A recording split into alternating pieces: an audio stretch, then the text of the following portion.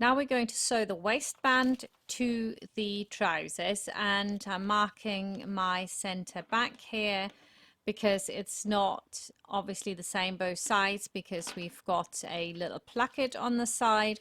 And then you want to make sure that you have got the part which has the violin iron to it facing the outside. So I'm starting at the center back. You could also start at one side. It doesn't really matter. It'll fit anyway. In my case, it was a little bit tight because I've actually made changes to the pattern to fit little Magdalena. I needed to mash some sizes together, and I think I was a bit overzealous. In Magdalena's case, she's a size 7 to 8, but she's got a waist of a 6 to 7, so I mashed both sizes together basically, or I made it smaller, and I'm showing you that in the bonus features, and you can look at that as well. For the front, I'm going to mark the center front, always a good thing, and then make sure again that the waistband with the iron-on interfacing on is facing your front piece, and that fits on perfectly to the side. It's always a little bit easier when there aren't any darts and there's no way that you can go wrong. So go from side to side, and then we're going to sew that together with a centimeter seam allowance. We're getting there, aren't we, with this? All the hard bits have been done after this. Line it up with a centimeter. Again, you could also do foot width if you like it to be a little bit wider, and you did foot width for all of your measurements. The lengthwise measurements really won't make a difference in the fit. It'll just make the waistband a little bit wider, which you might actually like. So all those of you that like to work with foot width, that's absolutely fine. And then on this side here also you have the seam allowance standing over, of course, because that is where we have got our zip inserted. And there we go. Here you can see it. Now we're going to sew the back waistband to the trouser. And that's where I had a little bit of trouble because I haven't been working too tidy. I was actually trying to get it done really, really fast. It's only 3-4 millimeters difference there. I think that's fine.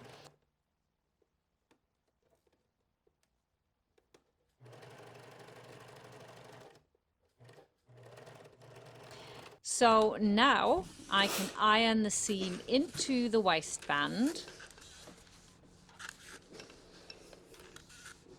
The front and the back, so it's really nice and smooth.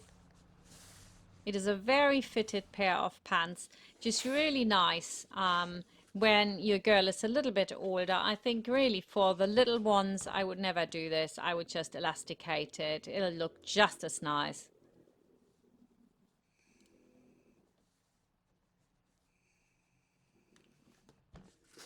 Give it a press from the upper side as well. It's really important that you iron every step of the way. Some people leave it to the end, and it doesn't work. You need to do it now.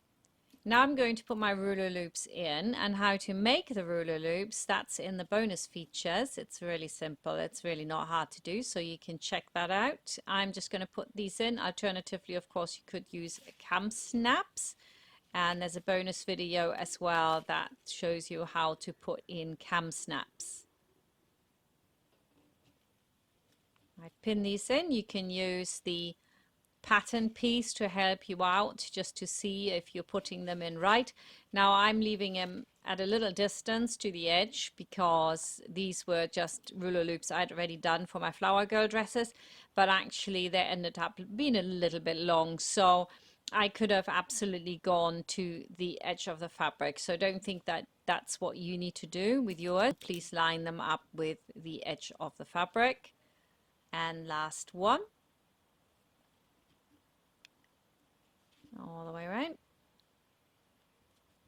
Another pin, and then we're going to secure those to the fabric first because they might easily rip out, you know, under tension, and it's very important that they're sewn in first once and then you fold down the other part of the waistband, and then you sew over it again, and that really does secure them. And don't forget, then we sew over it another time when we're top stitching it. You do the same on the other side where we have got the zip inserted. You fold down your waistband, and we're going to sew that in as well in exactly the same manner. And again, we're sewing from the side where we can see what we're doing much better. And that's it. So now first we're sewing in the ruler loops so they can't go anywhere. I'm going over twice, you know, for good measure. Then I'm folding down my waistband, and this time I turned it over, of course, so I can see where I need to start, and I close this little seam here all the way up, and then make sure that nothing gets turned over.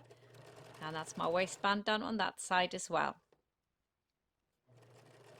Grab the other side and sew that in too.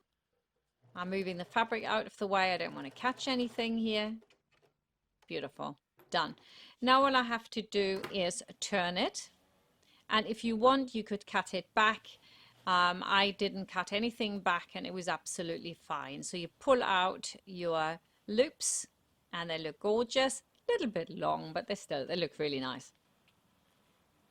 I'm cutting back a little bit of the seam allowance here because it was a bit thick, and then lifting the other bit over so I get a really neat little corner. Lift the corner out with your pins, and then that's what you should be seeing, a perfect waistband. Next we're going to close the side seam. Now if you didn't put in a zip, then this will be the same on both sides. It's actually very simple. You just add the waistband to the top of the back and the front, and then you close the side seams from the top of the waistband right down to the hem, and that's it. So it's very simple. And of course, if you put the vents in, you stop at the vents. So I'm going to put a pin there because we're putting the vents in, right? And I'm going to sew this down from the top. 1 centimeter seam allowance.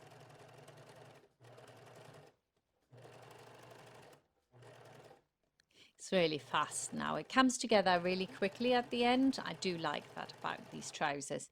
And of course you could make them without pockets, without zip, and without vents for like a really fast trouser. And I'm going to show you some hacks over the summer how you can simplify this pattern, make shorts out of it, do all sorts of things. It's a really good pattern to have. So get excited about all that to come.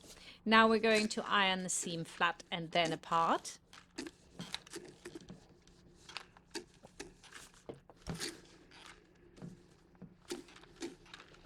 A good iron is really very important. Lots of steam over it, please. Lots of steam. That's looking good. And now all we have to do is turn in our waistband, check whether it's a little bit too thick maybe. In that case, you could just serge the edge and leave the edge hanging and stitch in the ditch. But what I'm going to do here is turn it in, and then we're going to top stitch all the way around the waistband, because I think it'll make it look more structural. It gives it more support. It's just very nice. And this fabric is weird. It's very dense, but it's not actually that thick. So for me, that was fine to turn it in.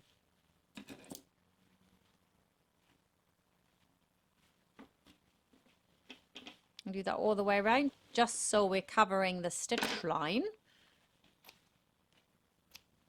And going to cut off the seam allowances here. Always make things as flat as you can. That's it. Just a few more bits here to turn in. I actually find it easier to turn it in when I can put my hand in there like I'm doing here. That makes it easier for me. It's a personal preference really. So now I'm going to do all my top stitching. And and I've cut this really quite short because you can see that my focus was actually not on my presser foot. I do apologize. It's always on manual and you have to like check it every time, and I do, and this time for some reason I must have touched it and it, you know, the focus went just in front of the presser foot instead of on it. So basically you're sewing all the way around, and when your presser foot doesn't really want to transport that well, you can lift the presser foot just and move it a tiny wincy bit, but only a little bit. It would be better to insert a thread through the corner and then pull on that thread instead. That would work better. And then we're coming back down the other end.